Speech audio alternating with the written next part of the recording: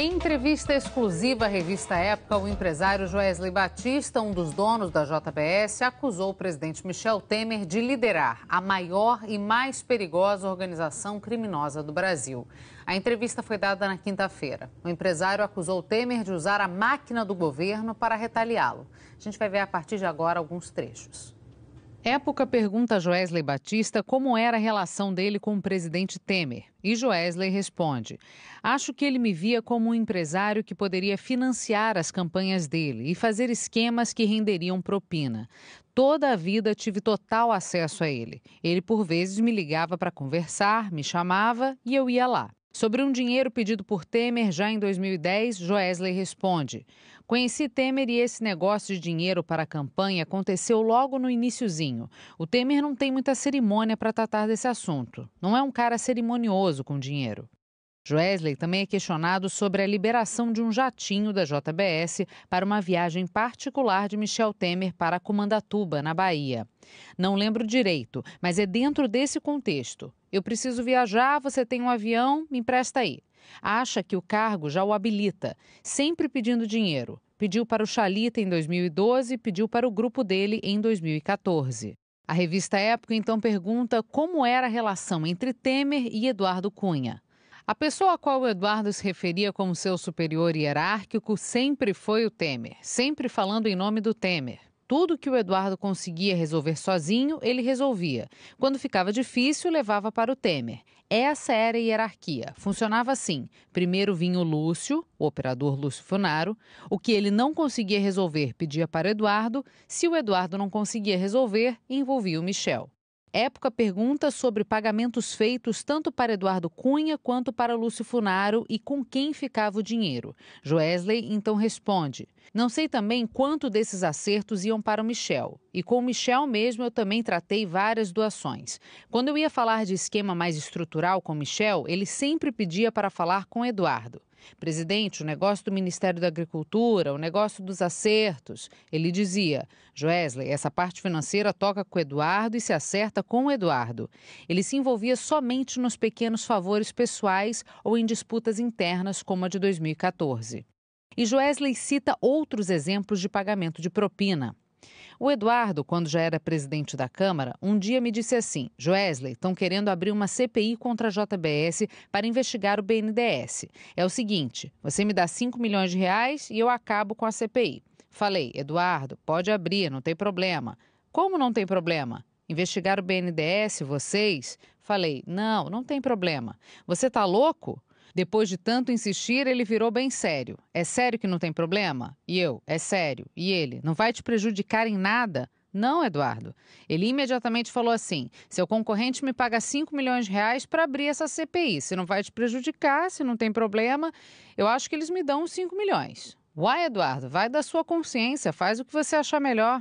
Esse é o Eduardo. Não paguei e não abriu. Não sei se ele foi atrás. Esse é o exemplo mais bem acabado da lógica dessa Orcrim, organização criminosa. Época então insiste na pergunta se Joesley não pagou mesmo ninguém. E ele responde: nesse tipo de coisa não. Tinha alguns limites, tinha que tomar cuidado. Essa é a maior e mais perigosa organização criminosa deste país, liderada pelo presidente. O repórter insiste se o chefe é mesmo o presidente Temer e Joesley reafirma: o Temer é o chefe da organização criminosa da Câmara. Temer, Eduardo, Gedel, Henrique, Padilha e Moreira. É o grupo deles. Quem não está preso está hoje no Planalto. Essa turma é muito perigosa, não pode brigar com eles. Nunca tive coragem de brigar com eles. Por outro lado, se você baixar a guarda, eles não têm limites. Então, meu convívio com eles foi sempre mantendo a meia distância, nem deixando eles aproximarem demais, nem deixando eles longe demais. Sobre outro trecho da delação premiada à Polícia Federal, Época pergunta sobre o pagamento pelo silêncio do ex-deputado Eduardo Cunha e o operador Lúcio Funaro, ambos já presos na Lava Jato. Virei refém de 2 presidiários. Combinei quando já estava claro que eles seriam presos no ano passado. O Eduardo me pediu 5 milhões de reais. Disse que eu devia a ele. Não devia, mas como ia brigar com ele? 10 dias depois, ele foi preso. Eu tinha perguntado para ele: se você for preso, quem é a pessoa que posso considerar seu mensageiro? Ele disse: o Altair procura vocês. Qualquer outra pessoa não atenda. Passou um mês, veio o Altair. Meu Deus, como é que eu vou dar esse dinheiro para o cara que está preso? Aí o Altair disse que a família do Eduardo precisava e que ele estaria solto logo logo e que o dinheiro duraria até março deste ano. Fui pagando em dinheiro vivo ao longo de 2016. Olha, o Palácio do Planalto disse que não vai se manifestar sobre essa entrevista. E a gente volta a falar da entrevista de Joesley Batista à revista Época. Em outros trechos da entrevista, o empresário contou como o PT, abre aspas, institucionalizou, fecha aspas, a corrupção no Brasil. E como é que o PSDB de Aécio Neves entrou em leilões para comprar partidos na disputa pelas eleições de 2014. O empresário Joesley Batista contou como começou o esquema de pagamento de propina para parlamentares. Foi no governo do PT para frente. O Lula e o PT institucionalizaram a corrupção. Houve essa criação de núcleos com divisão de tarefas entre os integrantes em estados, ministérios, fundos de pensão, bancos, BNDES. O resultado é que hoje o Estado brasileiro está dominado por organizações criminosas. O modelo do PT foi reproduzido por outros partidos. Joesley Batista negou o pagamento de propina dentro do BNDES.